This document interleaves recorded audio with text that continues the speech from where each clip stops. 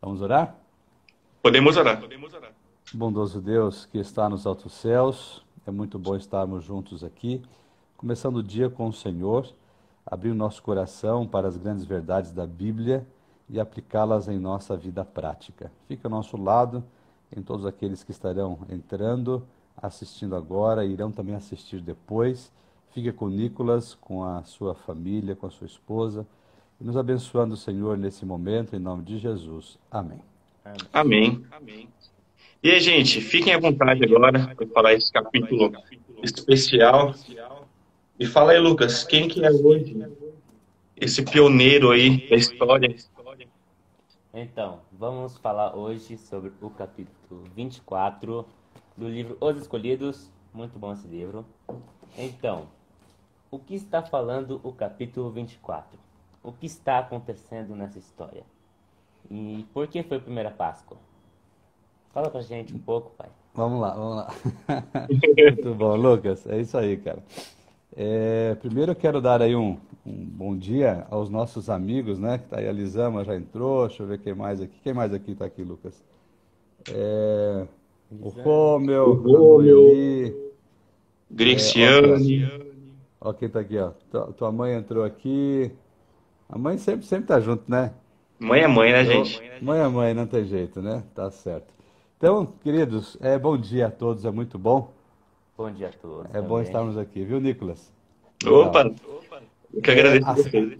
Nós estamos aí numa série muito legal, né? Esse livro aí, Escolhidos, ele traz, assim, grandes revelações da Bíblia para o nosso dia a dia e nos ensina alguns detalhes que às vezes passam, assim, desapercebidos quando lemos a Bíblia, e aqui nos Escolhidos a gente amplia um pouquinho mais a visão daquilo que a Bíblia ela nos ensina.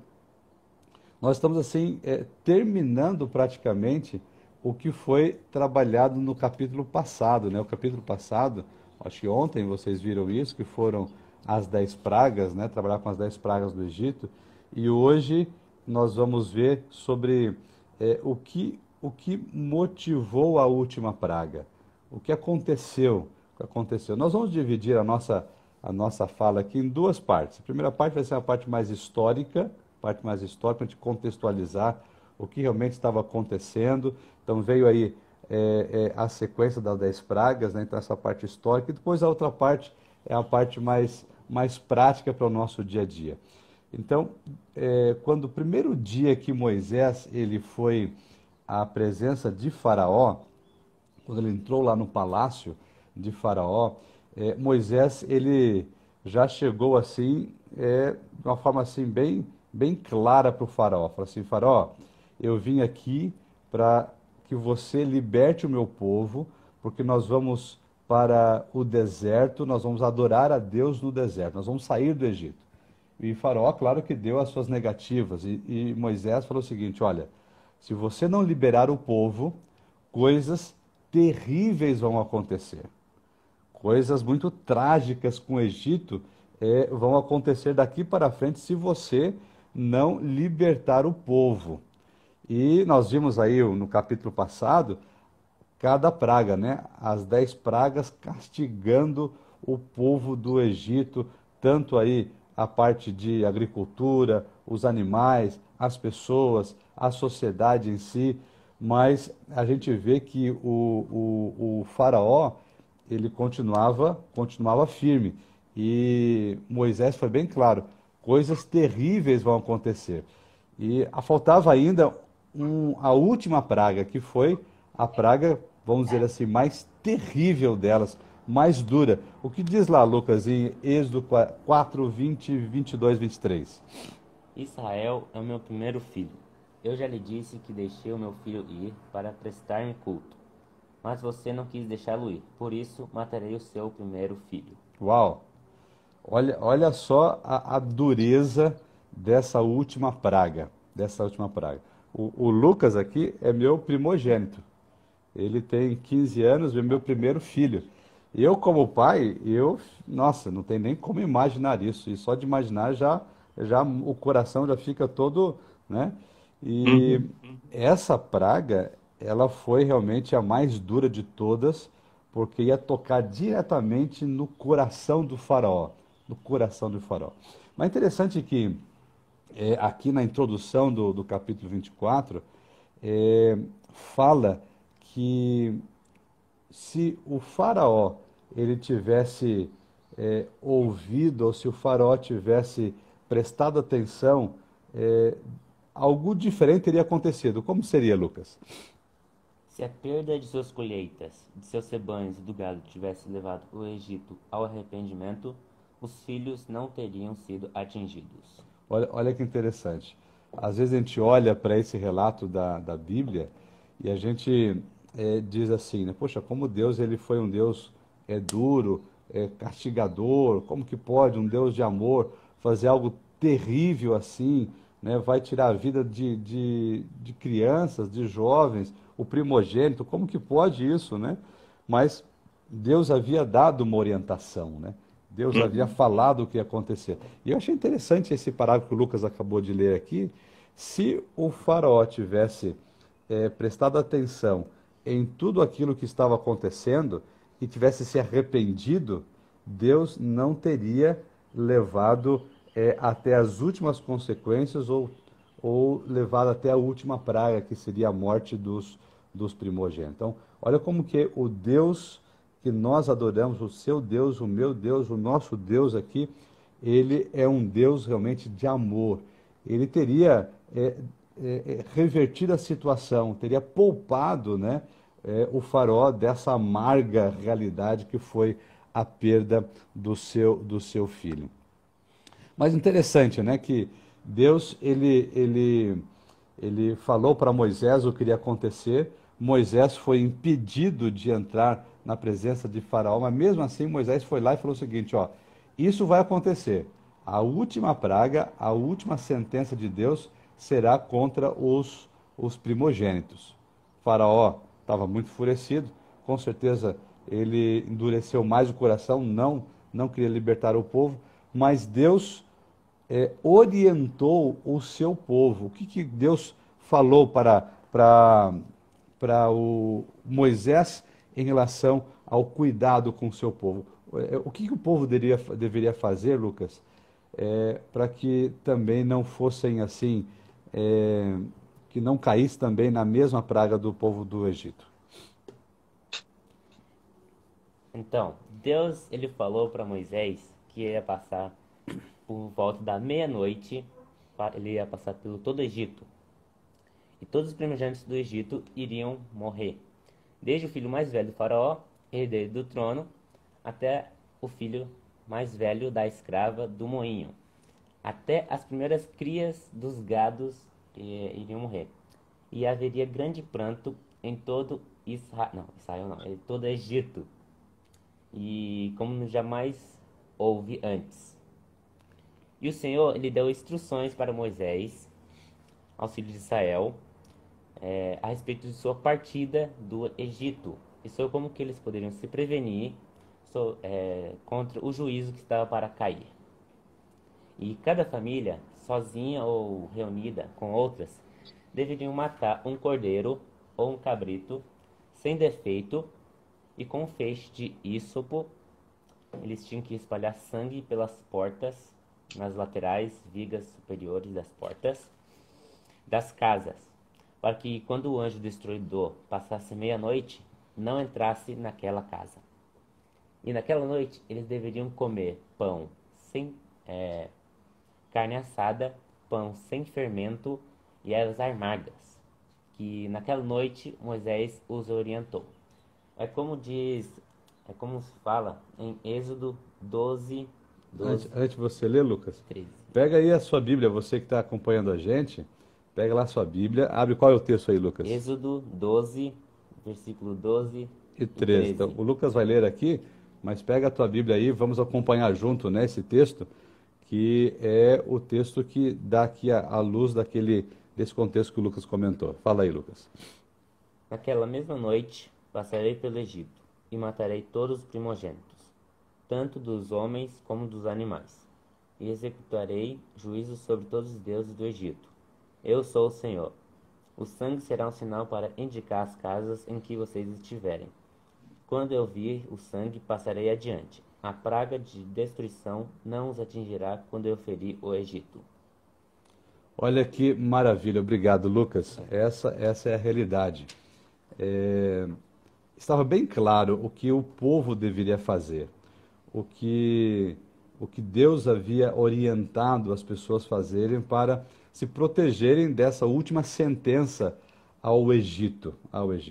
Então, eles deveriam sacrificar um animal, né?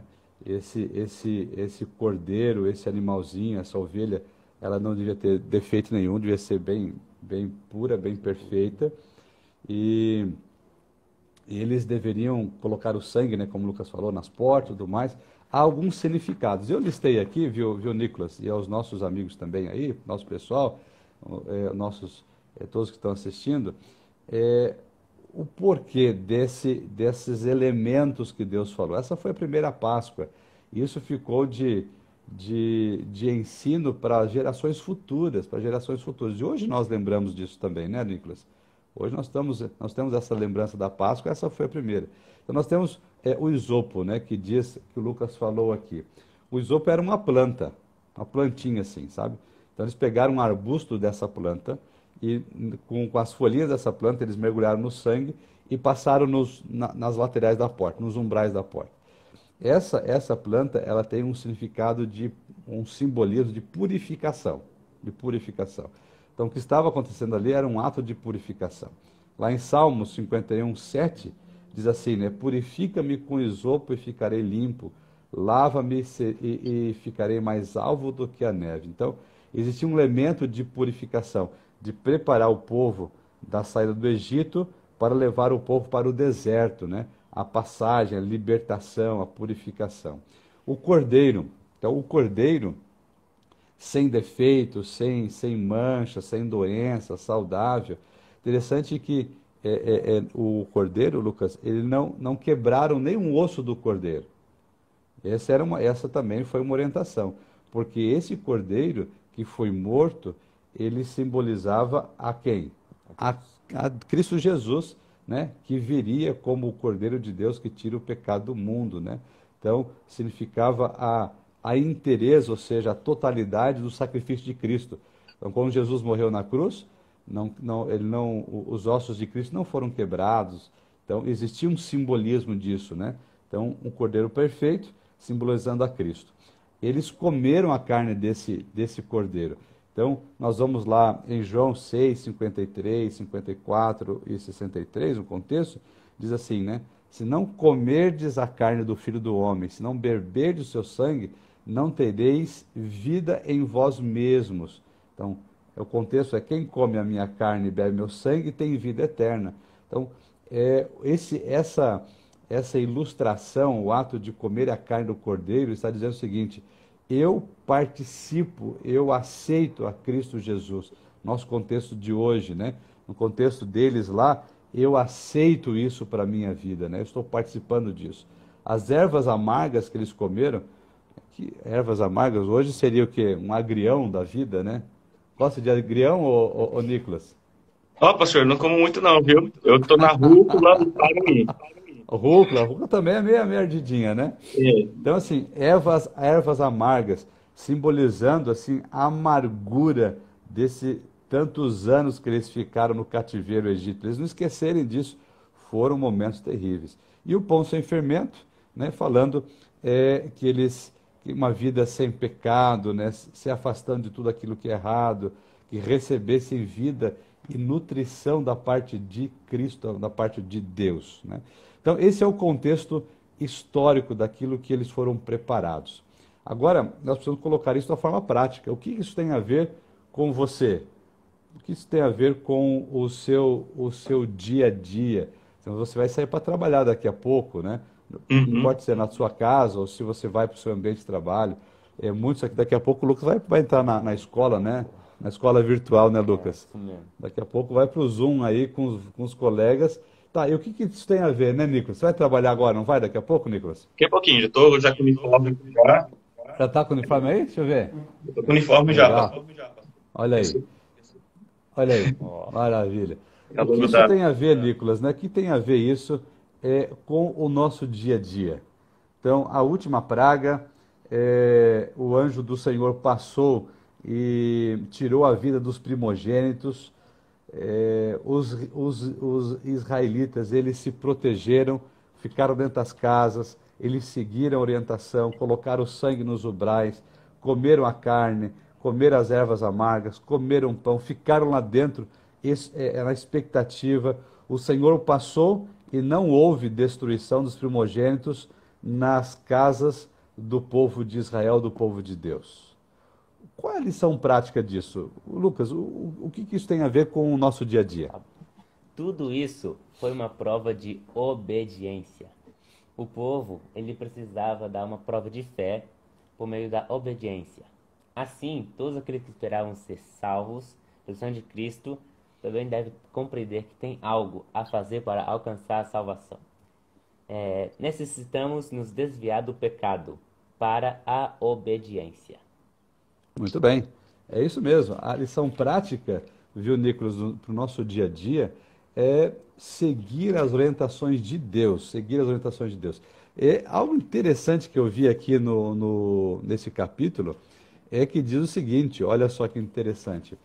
Alguns egípcios, olha só, Nicolas, alguns egípcios, que é claro, todo mundo ficou sabendo dessa última praga, porque estava vindo uma praga atrás da outra, estava todo mundo assim, né? Sem saber o que estava acontecendo. Né? Imagina a confusão de tudo isso aí, Nicolas, né? Imagine só, ó, quando vê essa nuvem de gafanhoto lá, né? Lá do sul, lá da Argentina e tudo mais, ficou todo mundo aí com medo, né? Agora imagina isso acontecendo uma coisa atrás da outra, né? Uma coisa atrás da outra, assim. Foi terrível para o Egito. Então estava todo mundo ligado ao que estava acontecendo. E aí quando veio a declaração de Moisés de que algo terrível iria acontecer em cada casa, a morte dos primogênitos, sabe o que aconteceu? Teve alguns egípcios que ouviram essa declaração e acreditaram. Sabia disso? Acreditaram. E eles se juntaram a essas casas dos israelitas, entraram na casa dos israelitas. E sabe o que aconteceu? Eles foram protegidos. Olha que extraordinário. Eles foram protegidos. Então a salvação nasceu para o povo de Deus, né? Para quem aceita, já aceita ser de Deus, aceita obedecer a Deus e já está dentro disso, né? Dessa proteção, desse controle, dessa bênção até, né? Isso mesmo. Essa é uma outra lição, né, Nicolas? Que a salvação, ela não é para um povo só, não é só para uma nação, para um tipo de raça, de etnia. A salvação é para todas as pessoas. Todo aquele que aceitar a Cristo e obedecer os seus ensinos, essa pessoa será protegida, essa pessoa será salva. E é o que Deus quer fazer nos nossos dias, né, Lucas? Uhum. Temos que ter a marca do sangue, que a marca do sangue é Cristo em nossa vida. E a gente somos separados para levar a salvação para os nossos amigos.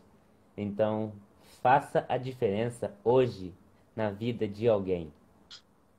Que legal, Lucas. Isso que você falou é uma declaração assim muito importante. Uhum, com certeza.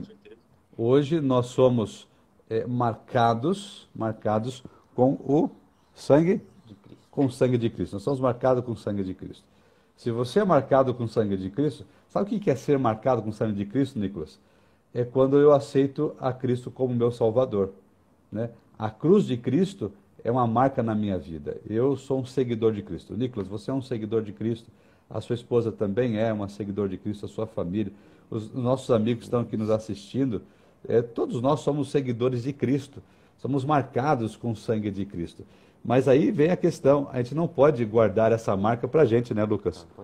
Não podemos guardar só para a gente. Você deu a declaração, nós temos que fazer o quê? Fazer o quê?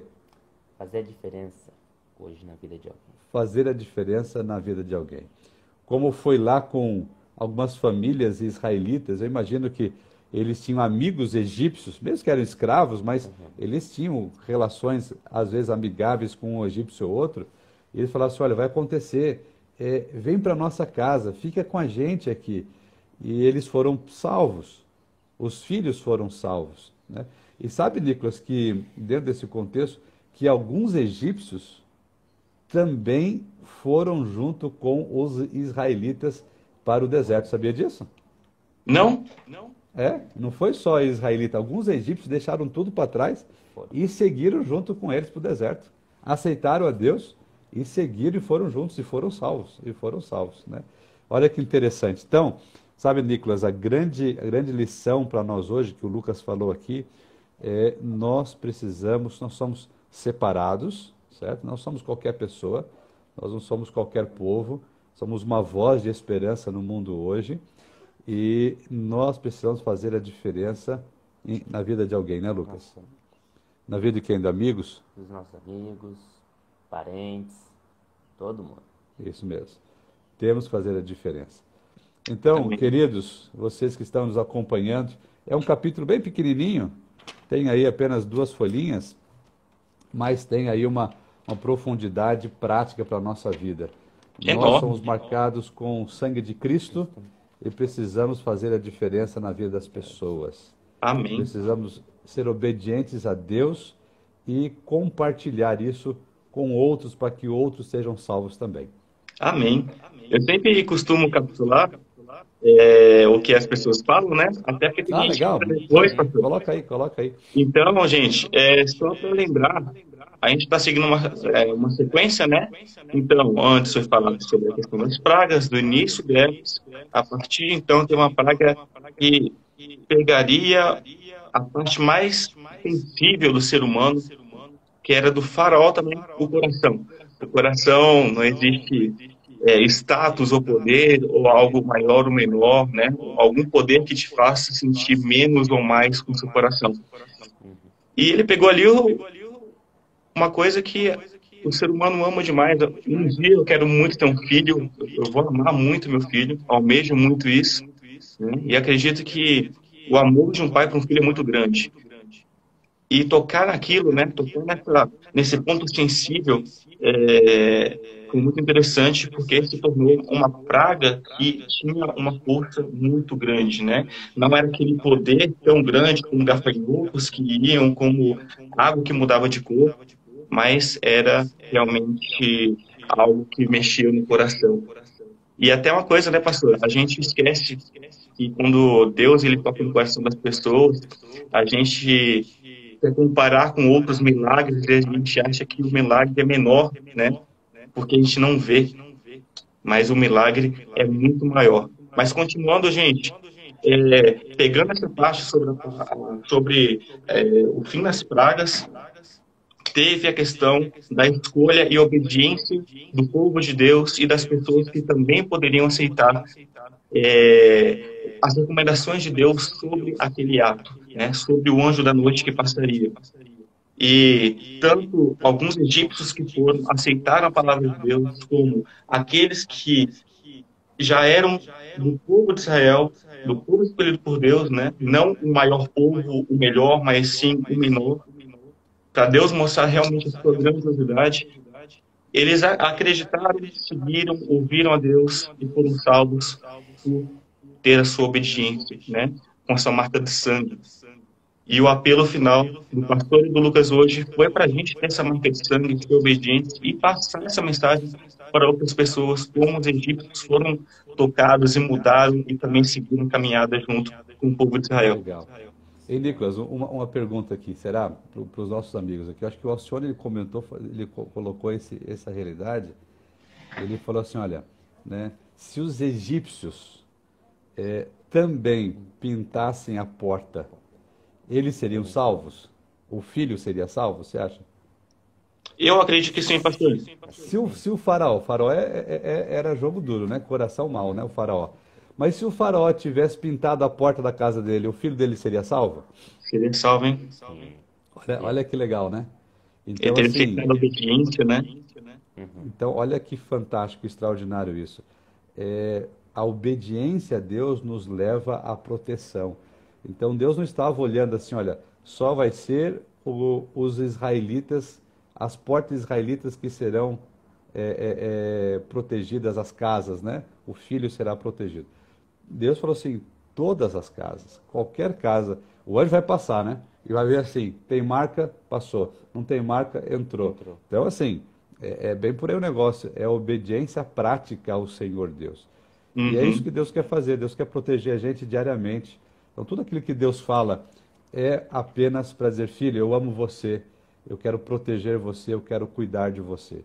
Como cuidou do povo dele lá no passado, ele pode cuidar de você e de mim hoje também. Nas coisas mais simples Amém. da vida, Deus cuida todos os dias. Amém. Amém.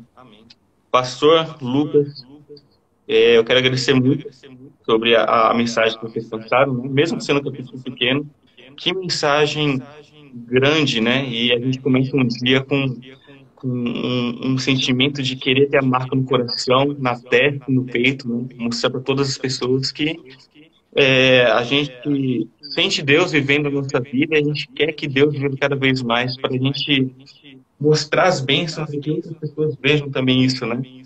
Essa marca, essa mancha no nosso peito e fala, o que que é isso? Eu também quero ter, né? Então, eu quero muito agradecer vocês dois, essa grande dupla aí, passando essa mensagem muito grande. E para a gente finalizar, eu queria pedir que o Lucas fizesse uma oração final, né? Para a gente finalizar essa mensagem deste capítulo e também orando para a bênção do dia das pessoas que estão aqui nos acompanhando e das pessoas que também não puderam estar. Vamos orar então. Querido Deus, muito obrigado por esse dia, quinta-feira, dia lindo que amanheceu. Abençoe cada um que está nessa live. Agora a gente vai para os nossos trabalhos, nossos deveres, aulas. Te abençoe cada um que está aqui, abençoe cada família. Nos ajude a fazer a diferença na vida de alguém, Senhor. Nos dê um bom dia, em nome de Jesus, amém. Amém. Amém. Amém. Pastor, muito obrigado. Valeu, Nicolas. Muito Foi bom obrigado. estar com vocês aí. Aos Obrigado amigos, a um abraço vocês a todos. aí que ouviram a gente, né? E ouviram essa mensagem tão bonita. E é isso aí. Um ótimo dia. Tchau, Valeu, tchau. até mais. Tchau, tchau.